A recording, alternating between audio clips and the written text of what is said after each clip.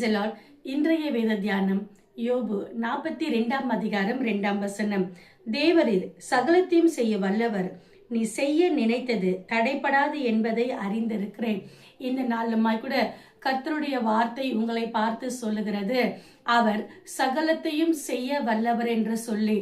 ஆதலால் எது குறிச்சும் நாம் பயப்படாதபடிக்கு, கலங்காதபடிக்கு, கர்த்தர் இந்த காரியத்தை செய்வாரா என்று சொல்லி கேள்விக்குறியோடு இருக்கிற உங்களை பார்த்து கர்த்தர் சொல்லுகிறார், நான் சகலத்தையும் செய்ய வல்லவர் என்று சொல்லி. ஆதலால் கர்த்தர் இதை செய்வாரா செய்ய மாட்டாரா என்று சொல்லி சந்தேகப்படாதபடிக்கு, என் தேவன் எல்லாவற்றையும் செய்து முடிப்பார் என்று சொல்லி நாம் விசுவாசிக்கப்படும் போது கர்த்தர் நம்முடைய வாழ்க்கையில் அவர் பெரிய காரியங்களை செய்வார்.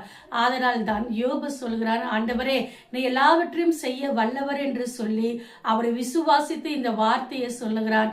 அதே போல நாம கூட ஆண்டவரே இந்த காரியத்தை, இந்த விஷயத்தை உம்மால செய்ய முடியும் என்று சொல்லி நம் விசுவாசத்தோடு ஜபிக்கப்படும் போது கர்த்தர் நம்முடைய வாழ்க்கையில் அவர் பெரிய காரியங்களை செய்வார். கர்த்தர் தாமே இந்த வார்த்தையின்படி உங்களை ஆசீர்வதிப்பாராக.